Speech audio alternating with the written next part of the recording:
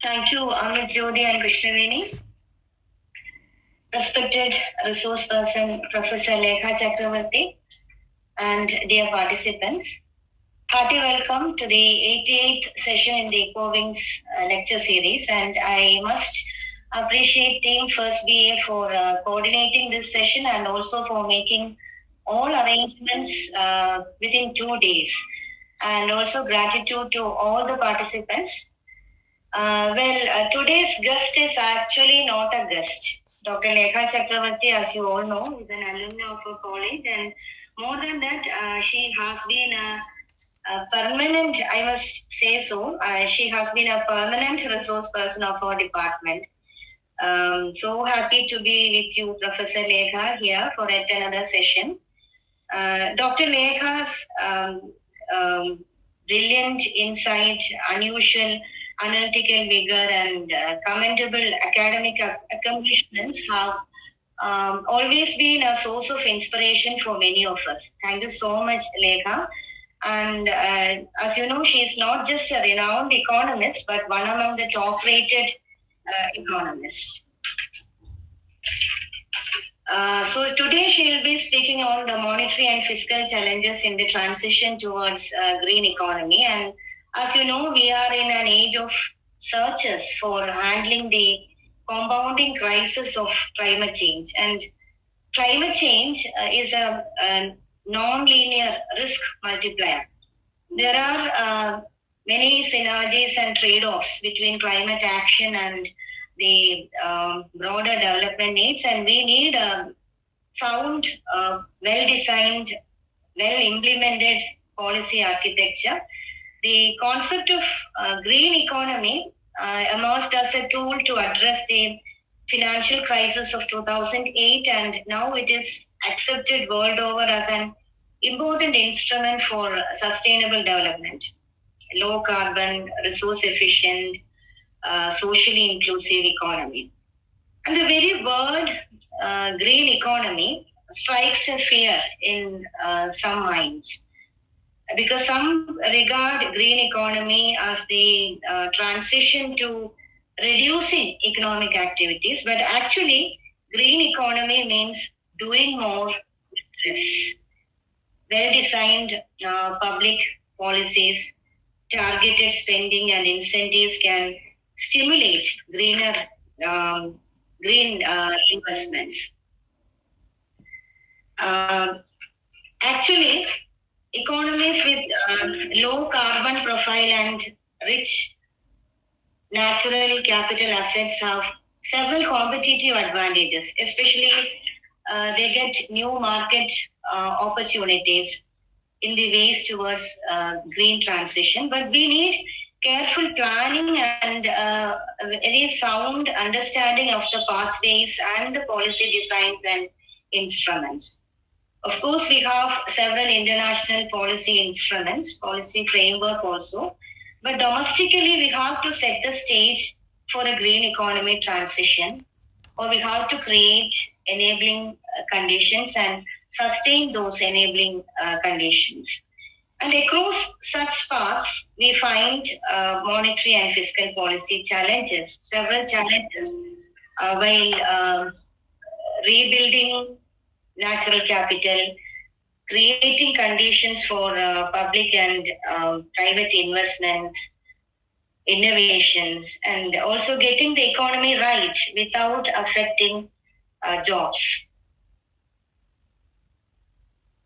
There are actually three major categories of policy instruments we can call regulation and taxation, then public investment and procurement, provisioning and issuing of financial instruments, etc. across these paths of transition, and we have to put in place the monetary and fiscal policies and instruments quickly and also simultaneously for a just transition to green economy. So let us hear from Professor Lekha Chakraborty. It is indeed an honor to have such a great resource person, and I request all of you to interact with her soon after her lecture. Please consider this as a blessed opportunity. Once again, hearty welcome to all of you. I think there are participants from outside our college. Hearty welcome to all of you, and thank you. Thank you so much, Uma ma'am. Now, I invite our resource person, Dr. Lekha ma'am, to share some of her valuable insights on the topic, the just transition to green economy in India, monetary and fiscal policy challenges. Ma'am, please. Thank you. Thank you so much. Thank you, Professor Uma Jyoti, for, Chechi, for making that wonderful backdrop of my lecture.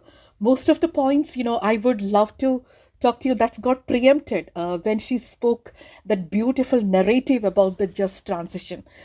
Before I begin my lecture, a special thanks to Krishnaveni, Amit Jyoti, and uh, uh, that first BA economics girl who came to talk to me. I forgot her name. She's okay. For her also, a special thanks. Now, let me talk about the just transition and fiscal and monetary policy challenges. As Uma ma'am pointed out, we have to transit to a low carbon green economy. How to do that green transition towards a net zero future. So now, if you try, we can be on track to limit the global warming to 1.5 degrees Celsius. Are we on track or off track? We need to judge. But a coordinated fiscal and monetary policy mechanism and a coordinated multilateral architecture can bring us towards that point of, low energy, low carbon future, or a decarbonization of the energy sector. So here the challenges are many when we talk about the fiscal and monetary policy. Let's take the monetary policy first. The challenge is, no center bank is ready to go beyond the business as usual mode. So if you're not going beyond the business as usual mode, we won't be able to tackle the decarbonization. And of course, after the Industrial Revolution, over the years, over the centuries, fossil fuels have been the predominant source of energy, and we had tremendous economic growth and development with this fossil fuels based energy. And many countries have started realizing the cost, the irreversible cost that is done to people and planet. But overnight, can we reach a non fossil fuel world? Does that lead to energy poverty issues? Because in the emerging world, the fossil fuel is the basis of the energy. So can we, do that overnight energy transition to non-fossil fuel? So what are the implications of that? How to do a just transition means transition with justice, social justice to people and planet. How to do that? So these are the questions we need to ask with the aim of reaching or limiting the global warming to 1.5 degrees Celsius. And also we need to reach that net zero carbon future. That's the way we committed to the COP 28, 29, all these meetings and all, and especially the Paris commitments. So we invented several public policy initiatives. Let me name a few. One is JET-P, we call it as JET-P, that is Just Energy Transition Partnership. And that's about a broad financing package to accelerate the decarbonization process of this energy sector. And in many countries, that, as I mentioned earlier, we are highly dependent on the fossil fuels, especially the coal. So what could be that state business relations? What could be the public policy initiatives to reach that decarbonization?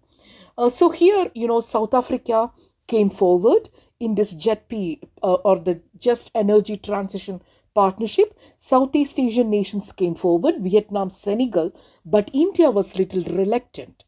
Why India was reluctant to join the JET-P, the Just Energy Transition Partnership?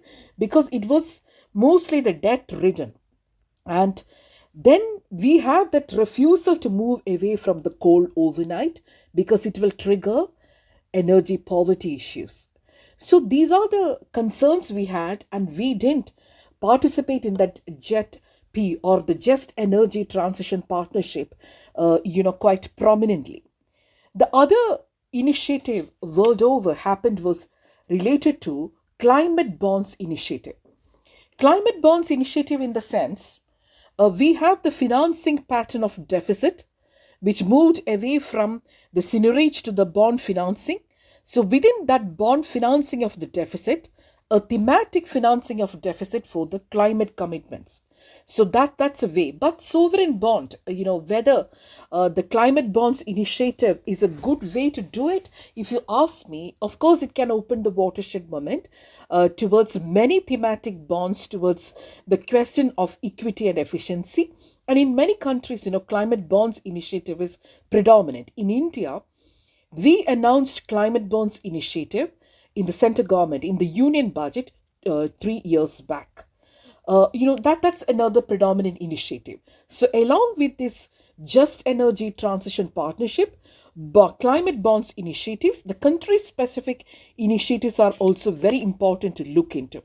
And predominant among them is carbon border adjustment mechanism, CBAM, by European Union.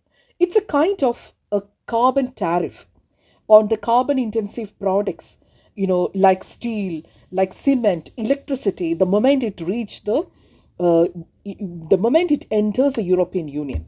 So it's kind of a carbon tariff that the countries need to pay for the production of the carbon intensive goods, but it can affect the trading patterns. And of course, our predominant trade partner is European Union, and the Tata Steel and all have a material presence there.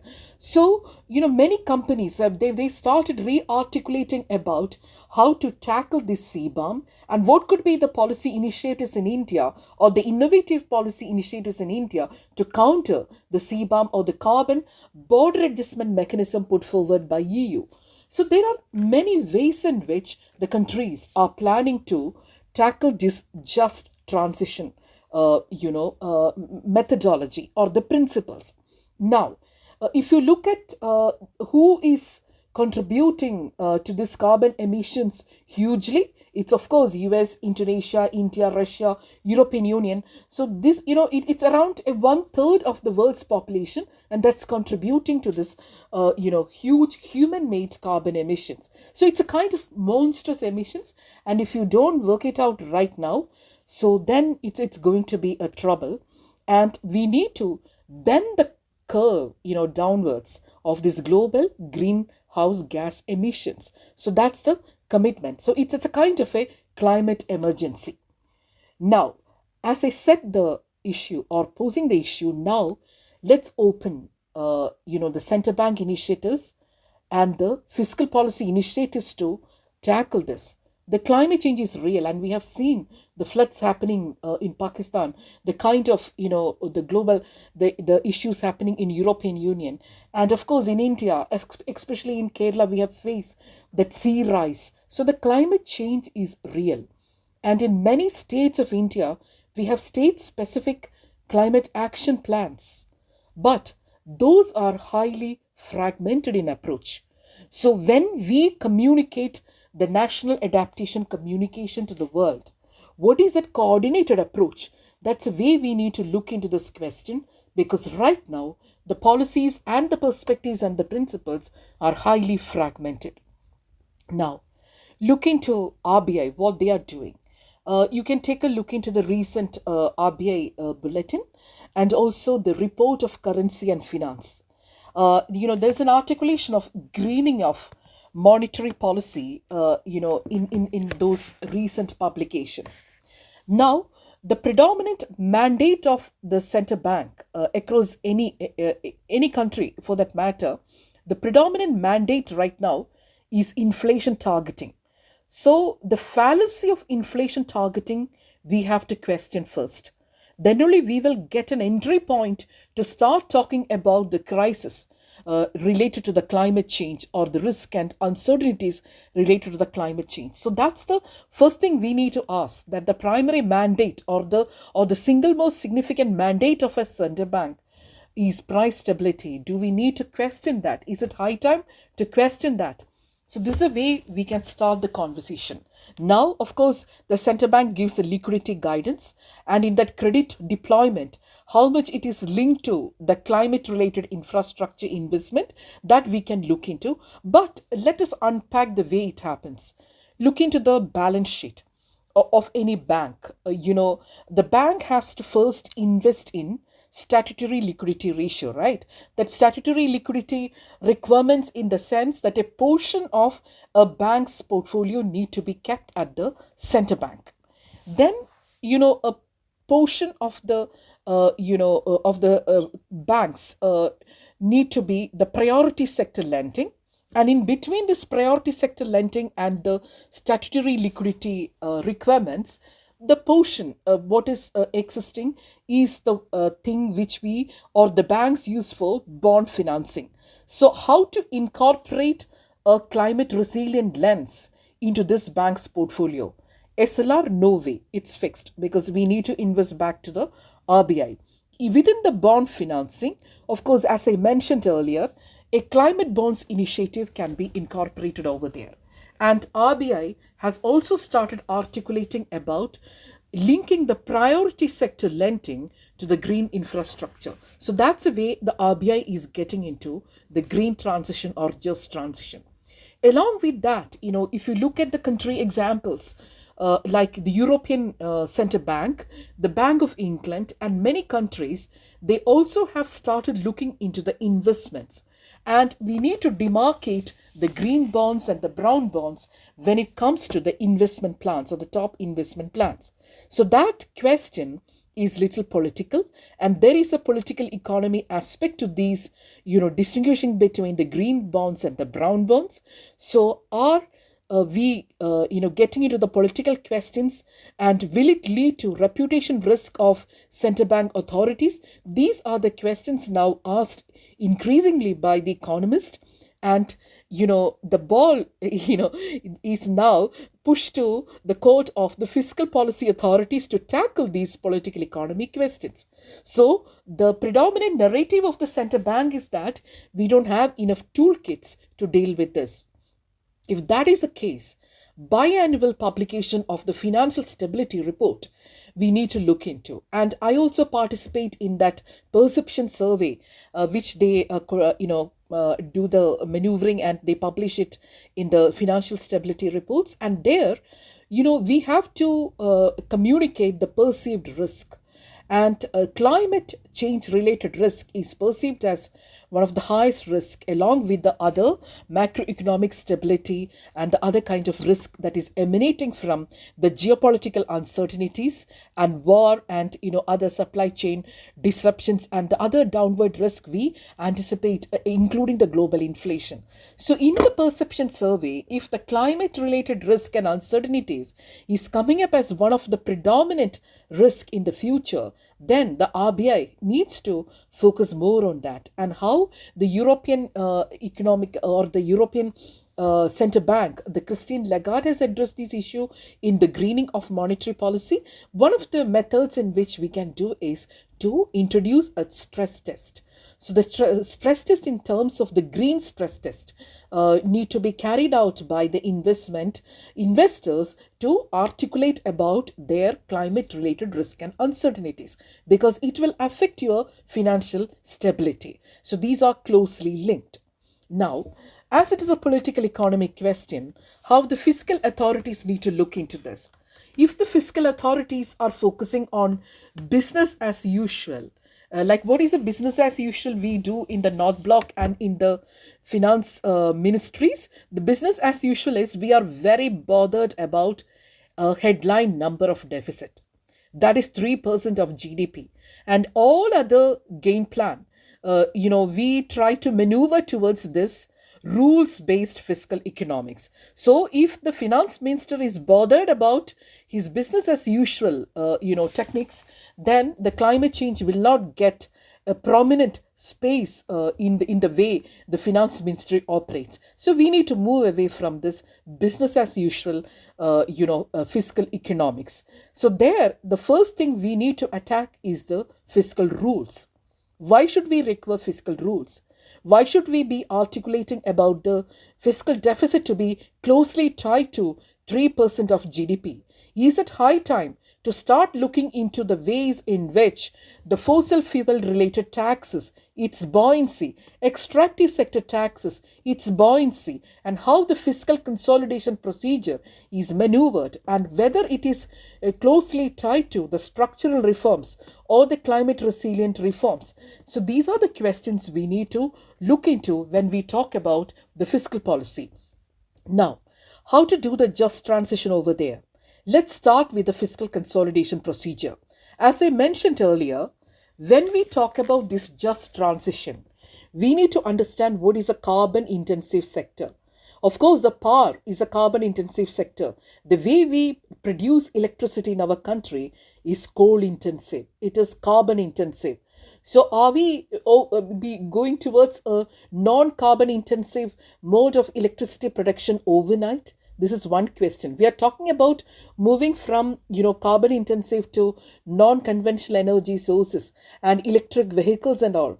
But the question is, if the predominant source of the power sector is coal, or if it is a carbon intensive sector, then what exactly are we talking about without getting into power sector reforms? This is question number one. Then you need to look into the analytical framework in which the fiscal economics is designed in our country, whether the policy is acting as a counter-cyclical policy tool, that we get into the business cycle related economic growth process, and the fiscal policy and monetary policy act as a counter-cyclical policy tool narrative to look into these questions. Then where is a space to look into the structural issues or the climate resilient issues, or are we moving away from this cyclicality issues and getting into more realistic structural issues? If that is the case, the only articulation that has happened in India from the fiscal policy front to look into the structural or the climate resilient or the just transition methodology is that 0.5 extra borrowing space you're going to give to the subnational governments based on power sector reforms. But are we doing great in terms of that? Look into the power sector. The story, we have two sides of the story. One is the prediction story, the other is a distribution story. The prediction story is immensely good in the sense we have produced enough electricity to support 100% electrification of villages. But if you look into the distribution stories, the distribution companies or the discoms, they are in mess, they are in loss. So the state finance is getting deteriorated the moment we try to incorporate the losses incurred by the distribution companies. And it is closely tied to the fiscal consolidation process, because at 0.5 extra borrowing space, the subnational governments will be able to avail only if we undertake power sector reforms. So the fiscal transition and the energy transition, you can see that there is a co-movement over there. And what are the fiscal costs if we move towards this energy transition? You know that the fiscal transition can happen if you move away from the fossil-based taxes. And there is a study done by the Brookings Institute. It's renamed as Center for Social. It's renamed recently. The Brookings Institute, that study, it's led by their executive director, Lavish Bhandari. Take a look into that work. It is titled Fiscal Transition and Energy Transition. So they have worked out the fiscal cost if India is moving towards the energy transition, and what could be that fiscal transition to be undertaken. Now, another study, and myself and Emmanuel Thomas, we have done another paper on the extractive sector taxation. We looked into the extractive sector and its buoyancy, and these estimates can be used as the baseline estimates of buoyancy to understand if we move more towards the energy transition, what could be the effective loss in the fiscal space due to this. You can take a look into the buoyancy estimates and compare with the baseline estimates. Let me unpack this issue further. I mentioned that when you come to the fiscal policy front, the energy transition and fiscal transition needs to be looked into from the fiscal consolidation procedure. I explained to you about that fiscal consolidation of getting into that 3.5% of GDP your deficit with extra 0.5 linked to the power sector reforms and the climate resilience excessive deficit procedure. That's number one.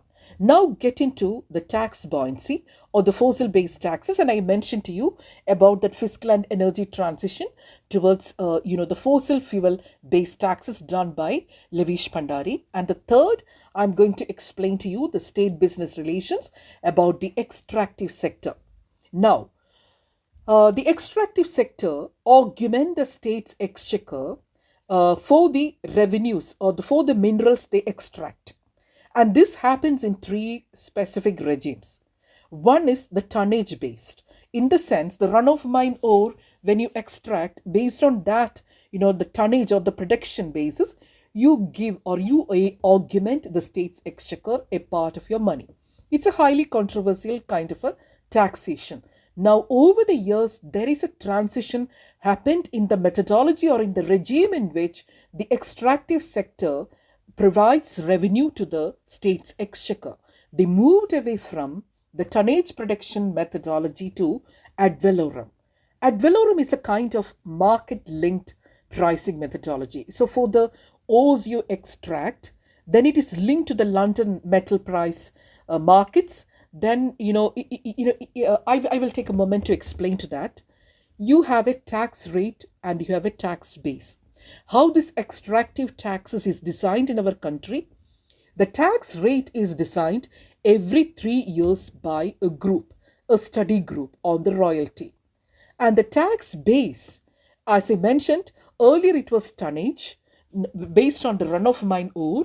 And of course, it is also, if you look into this meticulously, it's a kind of ore into grade, because the grades of the minerals you extract are also different. So it's like the ore you extract into the grade, multiplied by the grade, into this London metal price. It is ad valorem and it is market linked to international price. But in the case of the ferrous market, it is the IBM price, the Indian Bureau of Mines price. So there is a different methodology in which you calculate this. Now, what is happening in the Western world or in cross-country analysis, if you look into, it's profit regime.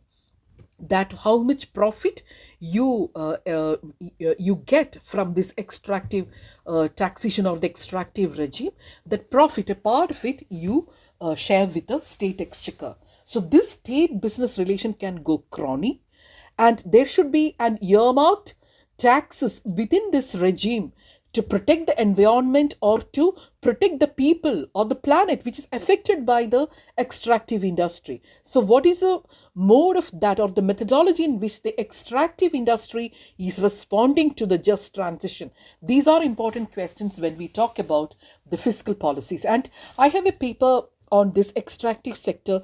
Earlier, I worked 2 projects, one with the Tata Steel, I worked with them, but the question was not exactly the just transition, but it was one of the elements in the terms of reference in which I worked with the Tata Steel. And the other paper I worked with Vedanta, the Sterlite Group, that is about the non-atomic, non-ferrous extractive sector. It is a different kind of a sector. So the regimes, they differ in which the extractive tax is designed in the country. For the ferrous regime, it is different. For the non-ferrous, non-atomic energy, it is different. So how to deal with this and how these state business relations needs to be maneuvered to take to the just transition, these are the questions we need to ask. And over the years, what exactly has happened? Look into the experiences of the African countries in the extractive sector. They have this cashing in on oil. So much of oil is extracted and the fossil fuel. So they do a cashing in on oil methodology in which, they compensate the community which is affected by this through a portion of the revenue extracted. Is that the way to compensate? Now, what is happening with the black economic empowerment? Jindal, we have a strong presence in South Africa, and they played into this game of this black economic empowerment. A portion. They didn't really pay well, and they were into a lot of troubles because of this interface between the climate and the development. As the Amit Jyoti mentioned, ecology versus economic questions. There are a lot of issues related to this black economic empowerment and the cashing in of resources. So it's all related to the natural resource taxation, how the fiscal policy needs to be maneuvered differently to address this just transition concerns. Now, what has happened in India? Take a look into that. We have a DMF, a district mineral fund, a earmarking of the taxes. Is that the first best principle to look into the just transition? It is like a portion of the royalty of the minerals you extracted will be earmarked to be plowed back to the districts from which you extract your minerals. Is that the way? Whether that leads to increasing the regional disparities or not is another question. But we counter argued that the districts from which the mineral is extracted, those are the districts in which the socio-economic indicators are also the worst. So in a way, it is like justified that the DMF, it is plowed back to the districts from which the mineral is extracted. We need to ask these questions in detail. First, by looking into these different regimes, the ad valorem, this tonnage basis, and this profit. Profit, of course, is not there. We look at the Western Australia model as the best model of this mining taxation. We look into the Western Australia methodology in which this extractive sector taxation is designed. It is not that the same manner in which it is designed in the context of India, but we have an earmarked taxation. Is it the way to look into the just transition issues? So now comes the question, in addition to what the central bank has done in terms of in the beginning of the stress test or the beginning of that priority sector lending or the climate bonds, in addition to how the fossil fuel taxes needs to be reduced over time or the extractive sector taxes need to be redesigned over time, we also have to look into intergovernmental fiscal transfer mechanism. So when we talk about just transition, we can't leave the Finance Commission. 16th Finance Commission is just constituted. And we know that their primary mandate is to look into the fiscal disabilities across jurisdictions. If the primary mandate is to look into the fiscal disabilities, then this environmental related concerns are also disabilities. How to look into that? Then the terms of reference got widened and the climate change concerns were also incorporated within the realm of intergovernmental fiscal transfer mechanisms. Earlier, how this ecological fiscal transfer was designed for a just transition in India? It was through conditional grants. Like we have very insignificant grants designed by the finance commissions, which is closely tied to addressing the concerns related to the climate, like if it is Orissa, the storm, the hurricane is a concern, they design it and closely tied to that a conditional grant. And we also got conditional grants for our sea rise problems related to Kerala, but these are highly insignificant. How to mainstream climate criteria within the huge unconditional grants designed by the intergovernmental fiscal transfer mechanism by the Finance Commission? So that question was asked. This question is closely related to environmental federalism. And environmental federalism is an upcoming area. And we need to look into this environmental federalism the moment we talk about fiscal federalism. And what exactly is environmental federalism?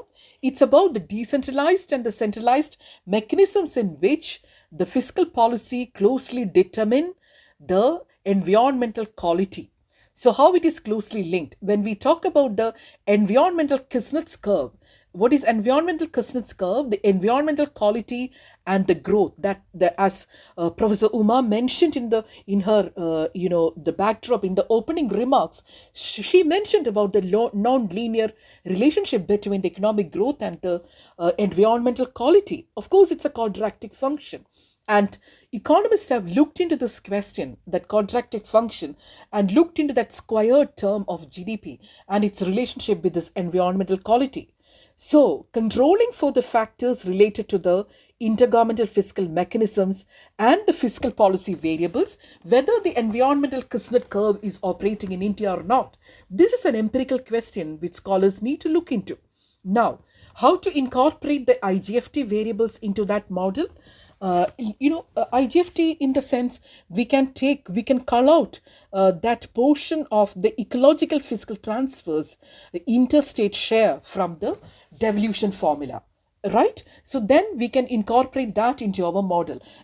I know that it's very early to talk to students about econometric model. You will understand it later when you study about the research methodology and how to run the regressions and all. Basically, what I am talking is your environmental quality is a function of many variables, right? One variable is GDP. The other variable is the conscious public policy variable. That public policy decisions in terms of both the expenditure decisions and also in terms of your intergovernmental fiscal narratives. The third could be legal variables. Like we have legislations to look into the race to the bottom. Race to the bottom means if you have different taxes across jurisdictions, and if the capital is mobile, then the jurisdictions will enter into tax war to attract the mobile capital. There, you lax the environmental standards. You don't get into this green transition or anything. You will try to attract the mobile capital, and that leads to race to the bottom. So, in order to avoid that tax war, you need to work with your tax, the homogeneous taxes across jurisdictions. Otherwise, you need to incorporate another tax, which is green tax. In the global commitments, in OECD, we talk about the pillar 1 and pillar 2. What is pillar 2 in the international taxation? Across the countries, we need to reduce the corporate taxation to the minimum, global minimum, to 15%. To avoid this tax war across countries, which we get into to attract the mobile capital. So that's about the global minimum tax, the corporate tax to be brought to the minimum of 15%. So along with this articulation, we have started talking about the carbon taxes. We have started talking about the green taxes. So how to deal with this from the fiscal policy front? Through expenditure side or through ecological fiscal transfer, that is a intergovernmental governmental transfer mechanisms or the tax transfers, or we have to get into the taxation. So these are the elements which we need to look into the moment we talk about the just transition. And in India, of course, the extractive sector, the companies, the corporate sector is re-articulating the ways in which, they have commitments towards the green transition. And the government of India have recently communicated the first national adaptation communication. And NIPFP, we worked with government closely on this regarding the fiscal requirements of the country towards this climate change commitments. And also we need to look into the taxation, that less dependence on the fossil fuel taxes. It's like when we talk about the sin taxes so far, we talked about the alcohol and all as sin tax, but now the fossil fuel tax, the dependence on that will also eventually be reduced, and there is a fiscal cost to it.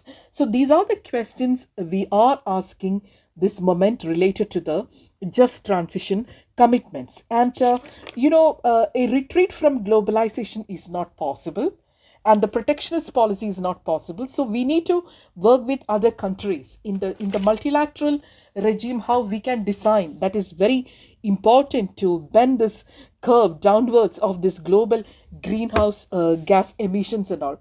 So we need to ask this question within the realm of environmental federalism. And we have a paper, we have 2-3 papers. One, as I mentioned, we looked into the environmental Kuznets curve. That's one paper. We incorporated the intergovernmental fiscal variables to understand whether the environmental Kuznets curve is operating in India or not.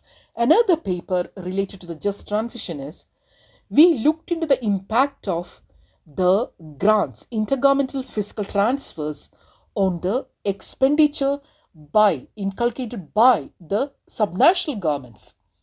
What influences the decisions by the subnational governments towards just transition or towards green transition.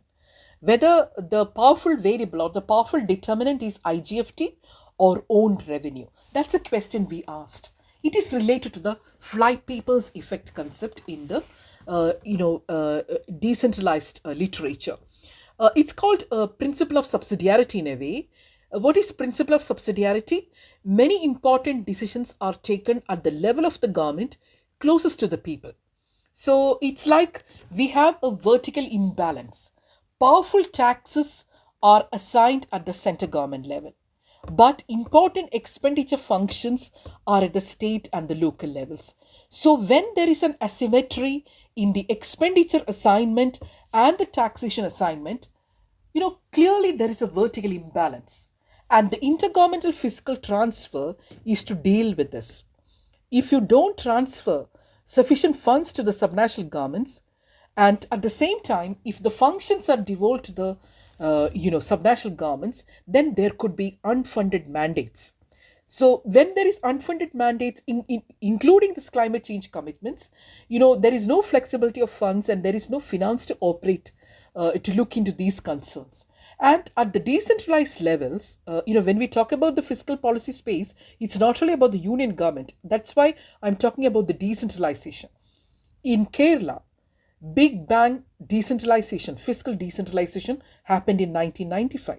That's a year in which, I was a student of Professor Gulati and Thomas Isaac. They were getting into this Big Bang decentralization process. And 40% of the state's plan outlay was devolved down to the local government. Then, if you look into that experiment, finances were devolved before the functions. It's a reverse in the sequence of the decentralization process to avoid what, as I mentioned earlier, unfunded mandates. We have a lot of mandates incorporating the climate concerns at the local level. So they reverse the sequence of the decentralization, the process of decentralization by devolving finance prior to the functions. Okay, so far so good. Within that, how they tackle the concerns related to the climate. That question we need to ask. Of course, there was an earmarking for the other inequalities, but the climate change is addressed to a satisfactory manner at the third year. This question we need to ask by looking into the literature related to the decentralization. Now, to look into this, students should understand how we look into a question. First, we should have a theory, a theoretical framework. And within the theoretical framework, we need to ask the questions empirically. Empirically means data.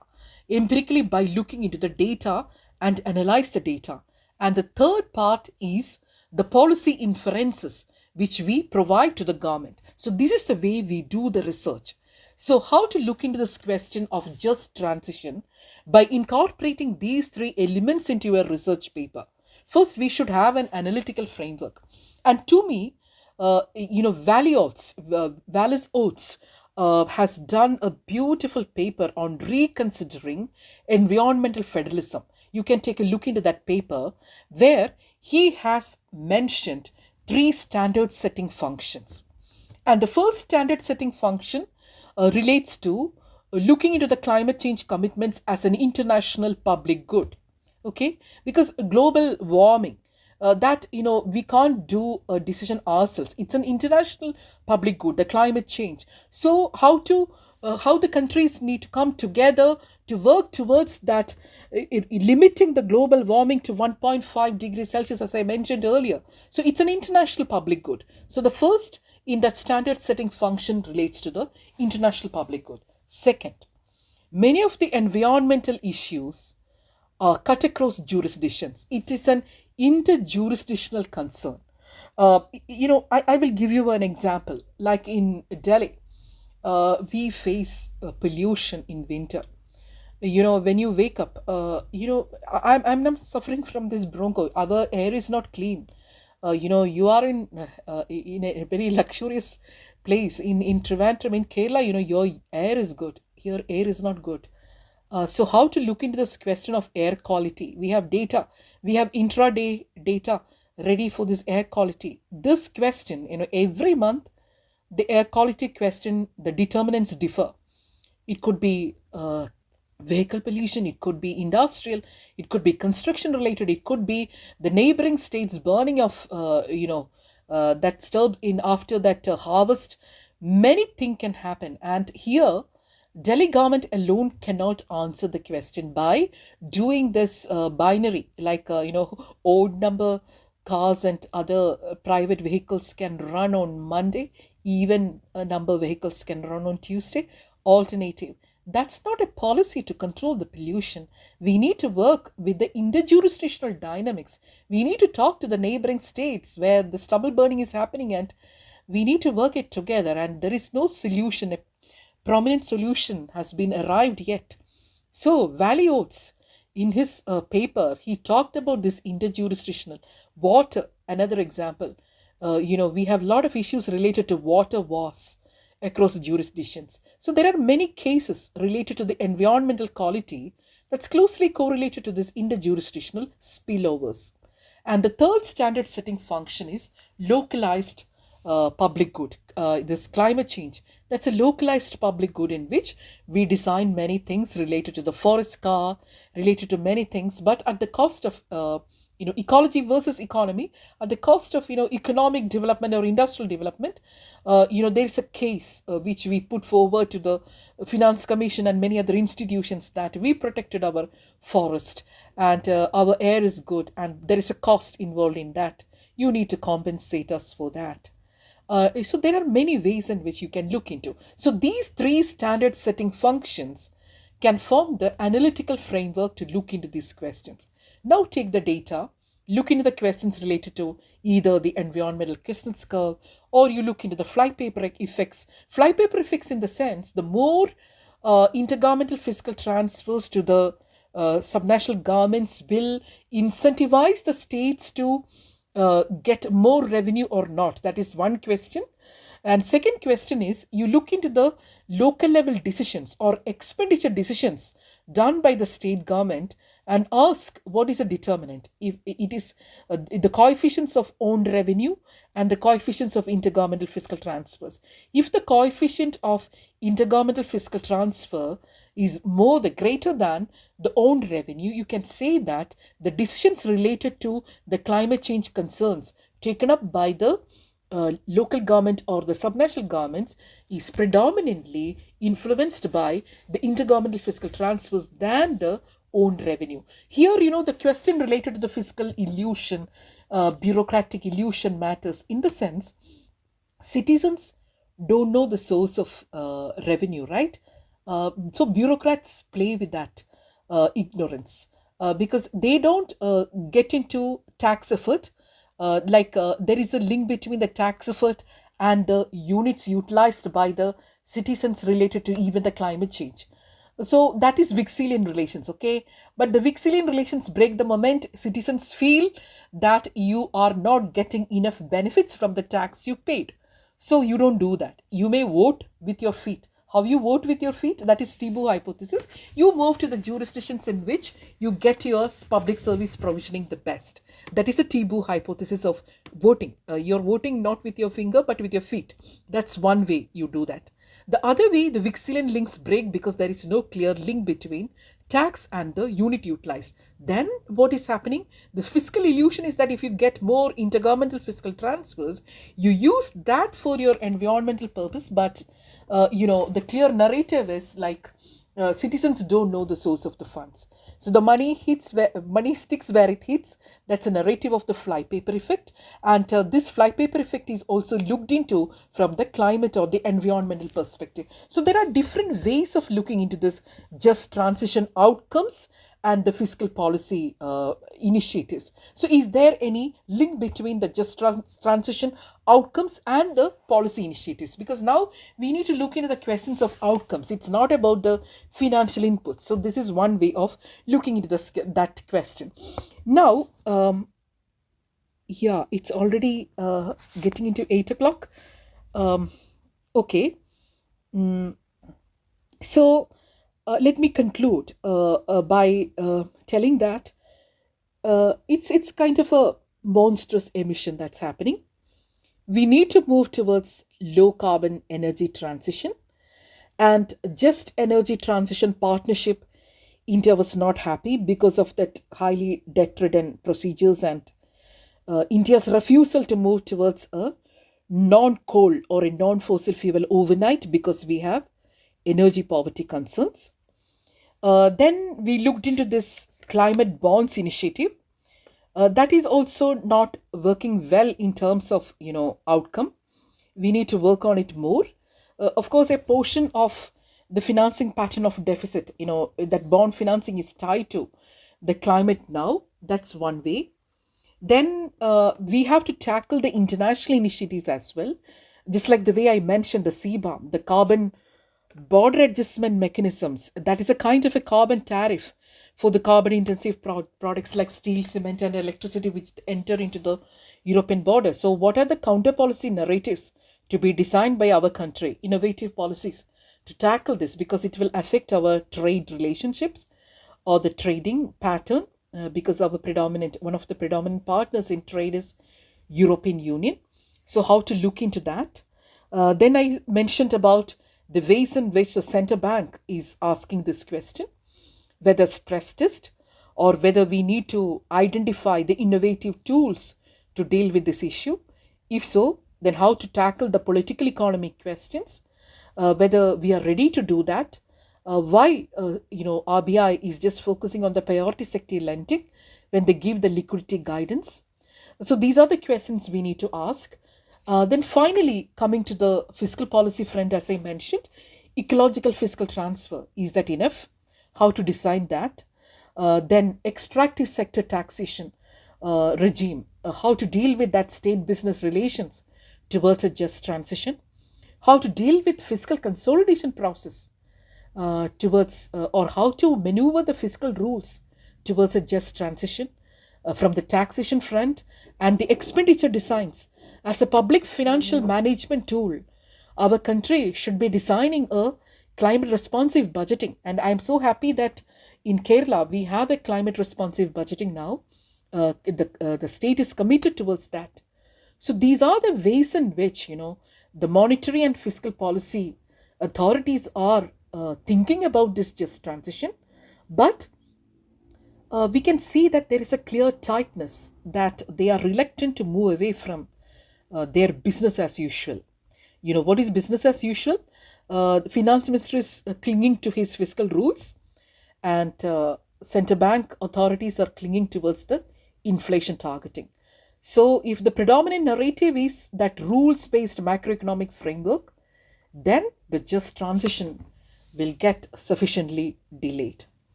And I stop here, and over to you. We will open the floor and I will take the questions. Thank you so much.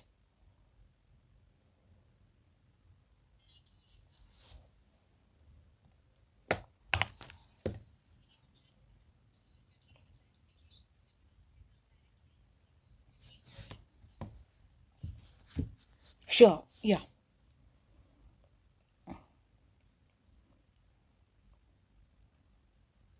Yeah. Ritvik. Oh, Ritvik. Okay. Okay. Ask me. You're from Gulati Institute of Taxation, right? Yeah. Yeah. Ask me.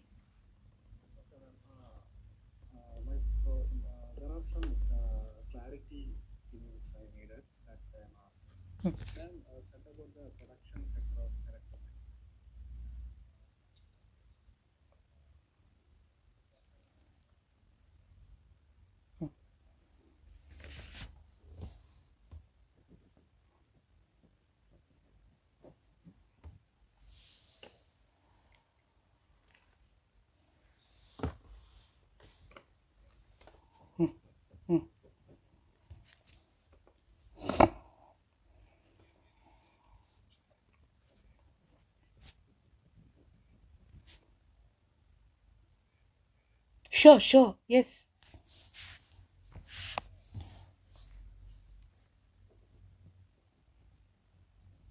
Hmm.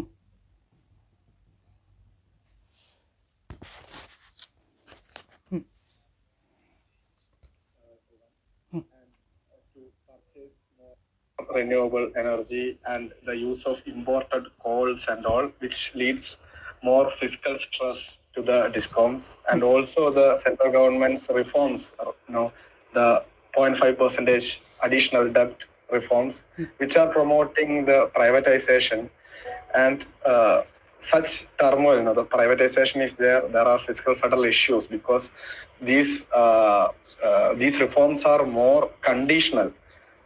We have to implement some things. For example, the smart meter and all. We have to obey some kind of conditionalities. Otherwise, we couldn't access that money from central government and all. So such a turmoil. What should be our strategy to get more tax shares? From the ma'am also emphasis on the intergovernmental transfers and all. So what should be our strategy to get more shares? And there is this problem of shrinking of devolution pool, which we are talking immensely. So that's the thing. Okay, thank you, Ritvik, for that brilliant question. Of course, that matter related to the NPA, that is very well taken. And I'm quite happy that you have just joined your PhD. You're a first year student, but you have looked into that basic documents and you have a clear idea of what is happening in the power sector, and you're also aware of how the fiscal policy transition is happening related to this fiscal consolidation and where it has not worked. I'm quite impressed by that knowledge you have put on table. As you mentioned, we have conditionalities.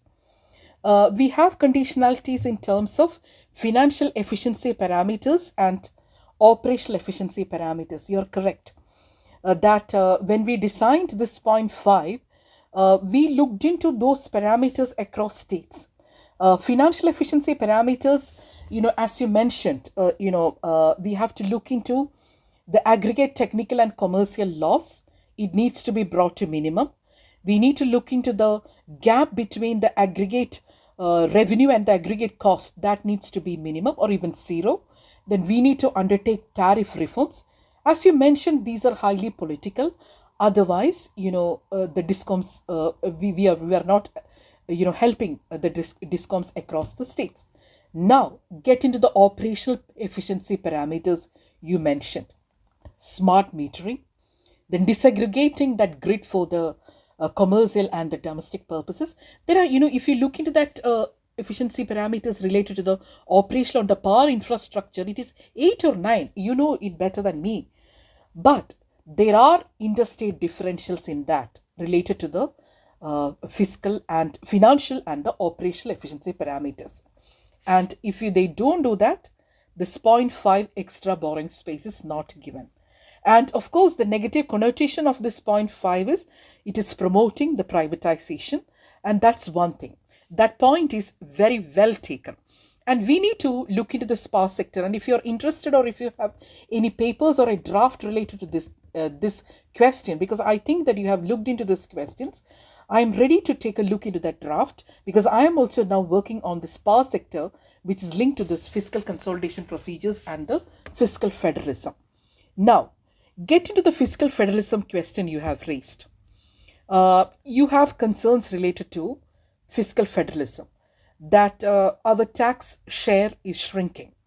And on the top of that, the intergovernmental fiscal transfer mechanism is also articulating the deficit or the debt excessive procedures by linking into the power sector reforms.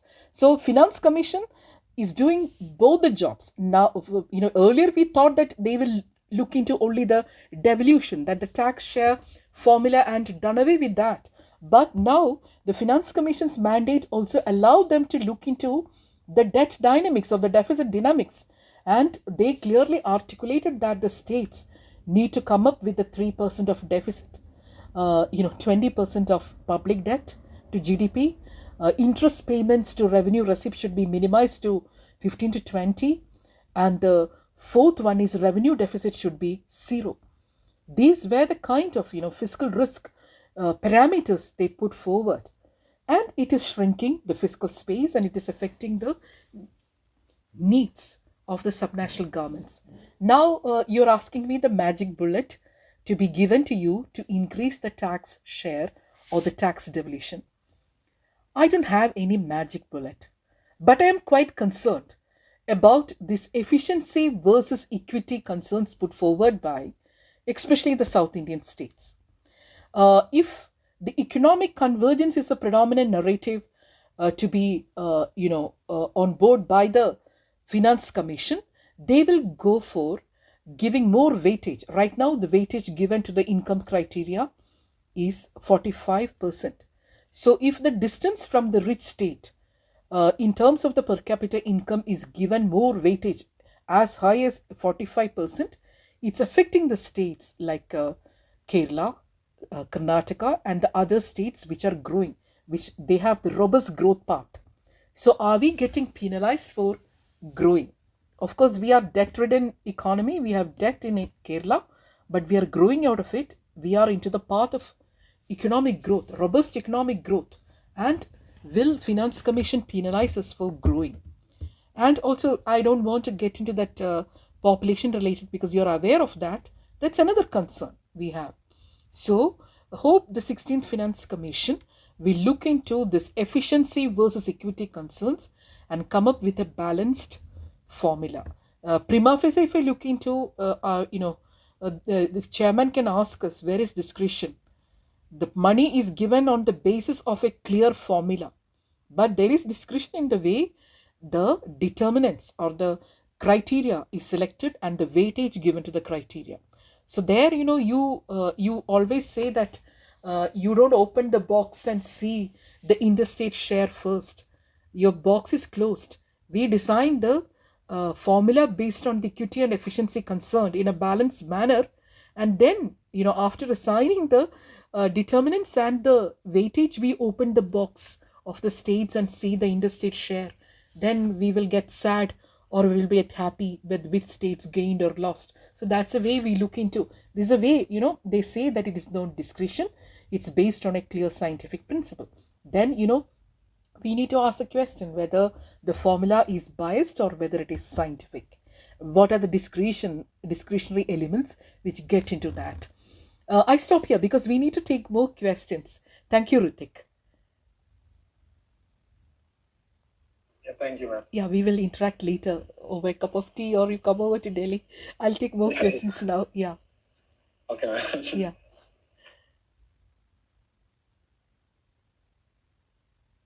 Any other questions?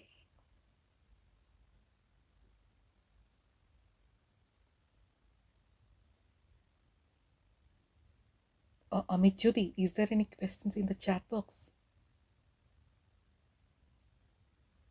Not yet. No, ma'am. Okay.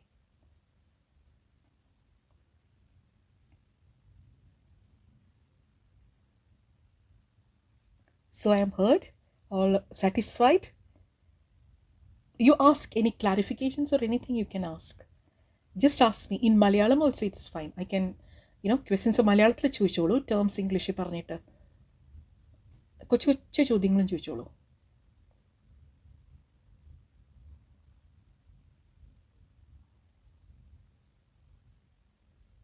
ഇല്ലേ? Then next time when I come, I'll come to the campus and we can have a chat in person and we can talk, okay? If you don't want to ask now. ആർക്കെങ്കിലും മലയാളത്തിലായാലും ചോദിക്കാം. എന്തെങ്കിലും ഈ പറഞ്ഞതിൽ എന്തെങ്കിലും സംശയം ഉണ്ടെങ്കിലും ചോദിക്കാം.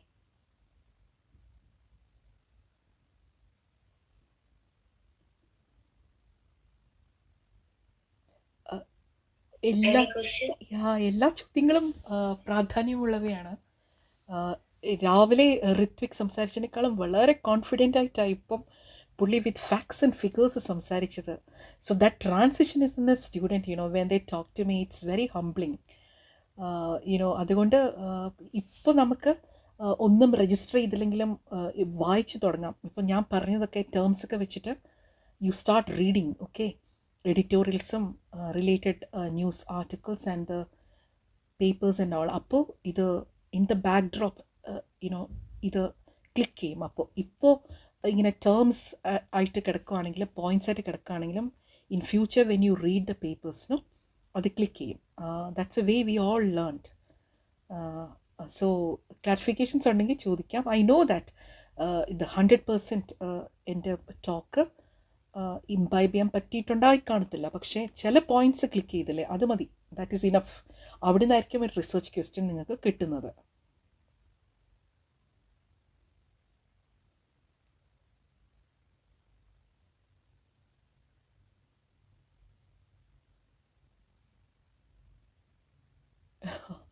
Okay okay ചേച്ചി. അപ്പോൾ ഞാൻ നെക്സ്റ്റ് ടൈം വരുമ്പോൾ ഒരു നേരിട്ട് കാണാം, നമുക്ക് ചോദിപ്പിക്കാം.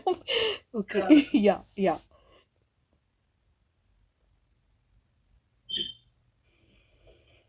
മാം കണ്ടിന്യൂ ചെയ്യട്ടെ? Okay okay. ഉമ ചേച്ചി, Amit Jyoti is asking you. Okay, sure. It's almost 8:10. Yeah. So, and you are not well. So, Amit Jyoti. Yes, ma'am.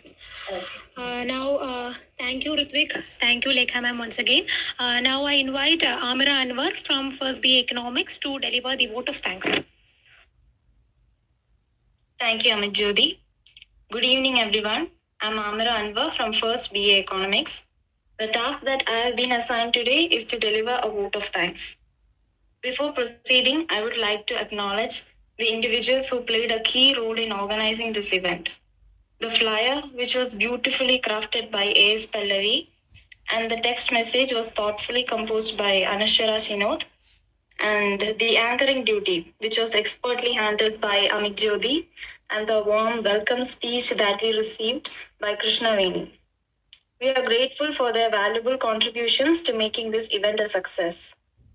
Firstly, I would like to express our deepest appreciation to our distinguished resource person, Dr. Lekha Chakraborty, for her enlightening discourse on the just transition to green economy in India, monetary and fiscal policy challenges. Dr. Lekha's expertise and insights have undoubtedly enriched our understanding of this crucial topic. Her wealth of knowledge has deeply inspired us. Thank you so much, ma'am, for spending your time with us. Thank you. I would like to acknowledge the dedication and hard work of our faculty coordinators, Dr. Uma Jyoti V and Sri Dixon David sir, whose careful planning has played a pivotal role in conducting this session. Especially Uma Jyoti ma'am, whose leadership has been instrumental in ensuring the success of this EcoWin series. Thank you so much, ma'am, for always motivating us. Thank you, Amira. Last but not least, I extend my appreciation to the student coordinators from First BA Economics for their dedication and hard work. In conclusion, I would like to thank each and every one of you for your participation, and also Ritvik, who asked his inquiries. And thank you all for contributing to today's event. And we look forward to your continued support in future endeavors. Thank you all. Thank you, Amira. And Lekha ma'am, I must say this, it was indeed a very fruitful and brilliant session. And as you said, there are a lot of new terminologies, but I promise that we will work upon it and learn more. So it's time to conclude the session. Once again, thanking all of you. Hope it turned out to be a fruitful and informative session for each one of you, and looking forward for more such sessions. Thank you and have a nice day. Good night. Thank you so much, Amit Jyoti. Thank you. Uma ചേച്ചി, ഞാൻ വന്നിട്ട് നേരിട്ട് കാണാം കേട്ടോ, കുട്ടികളെ ഒരിക്കലും ഇനിയും വരുമ്പോ, എന്നിട്ട് നമുക്ക് സംസാരിക്കാം. യാ, കുഞ്ഞുങ്ങള്. Yes, yeah. So all the best to all the students. And I'm sure that this session will motivate them to explore more. Yeah.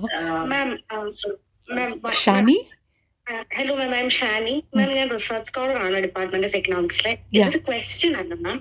But in the energy sector, skill development is focus. So this is really an eye-opening section. I was never focused into the fiscal aspect of energy sector. So right now, I was thinking about I should look more into the fiscal aspect. So could you give me an advice, like where should I start from if I'm going to look into the budget and fiscal aspects of Absolutely, financial absolutely. Shani, you write to me. When we designed this talk, not just transition with Umachichi, we thought that we will get into this fiscal and monetary policy challenges. So Umachichi will give you my number, so you can talk to me. I will give you the references. Okay. You Thank you. work with the women's college department. ma'am. Okay, Umachichi has my number. She will give you. Thank you so much, ma'am. Yeah. Thank you, Shani Chechi. Thank you, Lekha ma'am, once again. Thank you. Bye bye. Chichi. Thank you. Chichi, good night. Rest, Lekha. Get well soon. Thank you. Thank you so much. Thank you, Chichi. Thank you so much. Thank you. Thank you. And thank you, coordinators. Thank you.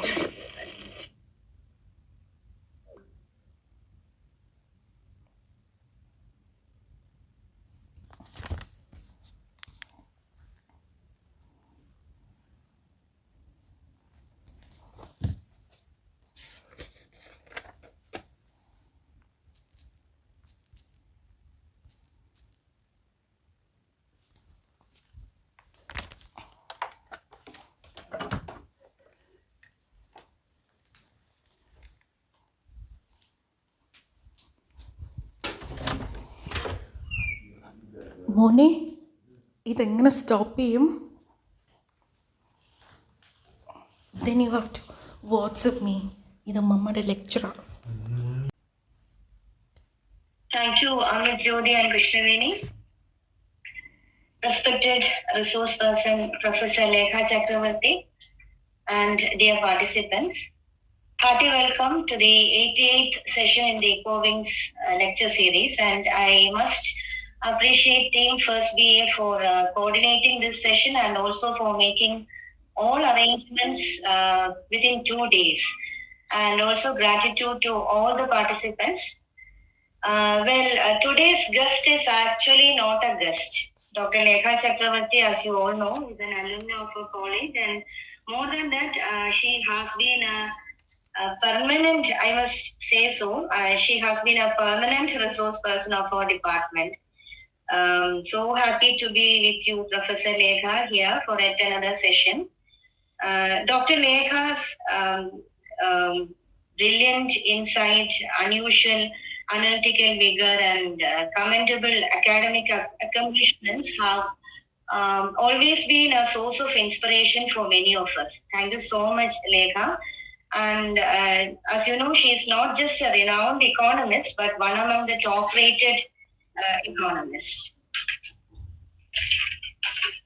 So today she will be speaking on the monetary and fiscal challenges in the transition towards green economy. And as you know, we are in an age of searches for handling the compounding crisis of climate change. And climate change is a non-linear risk multiplier. There are many synergies and trade-offs between climate action and the broader development needs, and we need a sound, well-designed, well-implemented policy architecture. The concept of green economy emerged as a tool to address the financial crisis of 2008, and now it is accepted world over as an important instrument for sustainable development, low carbon, resource efficient, socially inclusive economy. And the very word green economy strikes a fear in some minds, because some regard green economy as the transition to reducing economic activities, but actually green economy means doing more with less. Well-designed public policies, targeted spending and incentives can stimulate green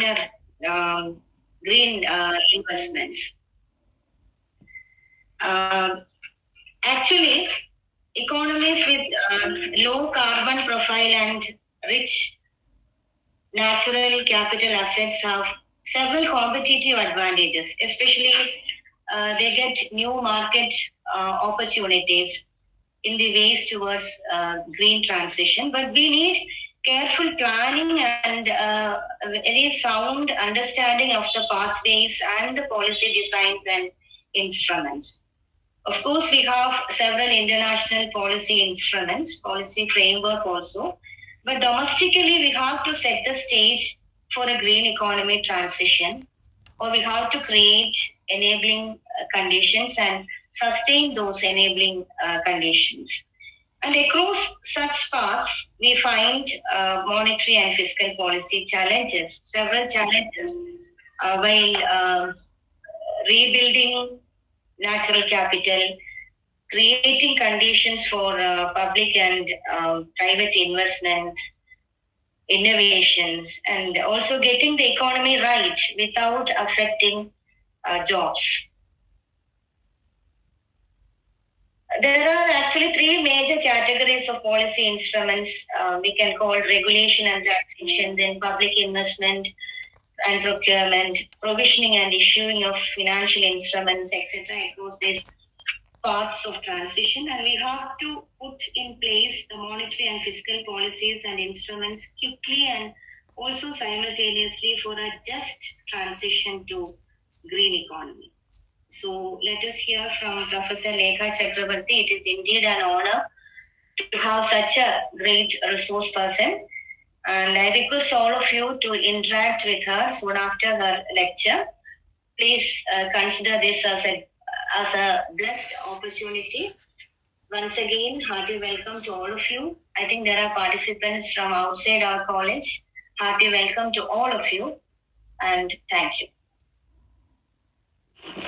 Thank you so much, Uma ma'am.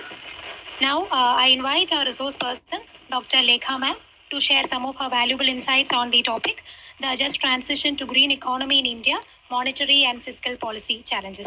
Ma'am, please. Thank you. Thank you so much.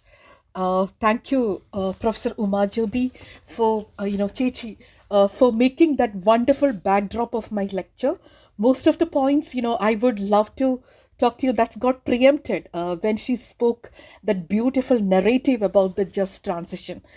Before I begin my lecture, a special thanks to Krishnaveni, Amit Jyoti, and that first BA economics girl who came to talk to me. I forgot her name. She's okay. For her also a special thanks. Now let me talk about the just transition and fiscal and monetary policy challenges. As Uma ma'am pointed out, we have to transit to a low carbon green economy. How to do that green transition towards a net zero future. So now, if you try, we can be on track to limit the global warming to 1.5 degrees Celsius. Are we on track or off track? We need to judge. But a coordinated fiscal and monetary policy mechanism and a coordinated multilateral architecture can bring us towards that point of, low energy, low carbon future, or a decarbonization of the energy sector. So here the challenges are many when we talk about the fiscal and monetary policy. Let's take the monetary policy first.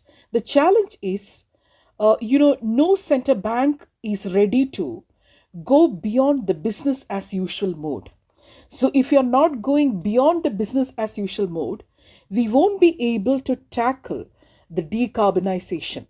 And of course, after the Industrial Revolution, over the years, over the centuries, fossil fuels have been the predominant source of energy, and we had tremendous economic growth and development with this fossil fuels based energy. And many countries have started realizing the cost, the irreversible cost that is done to people and planet.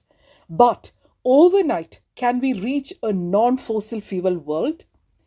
Does that lead to energy poverty issues? Because in the emerging world, the fossil fuel is the basis of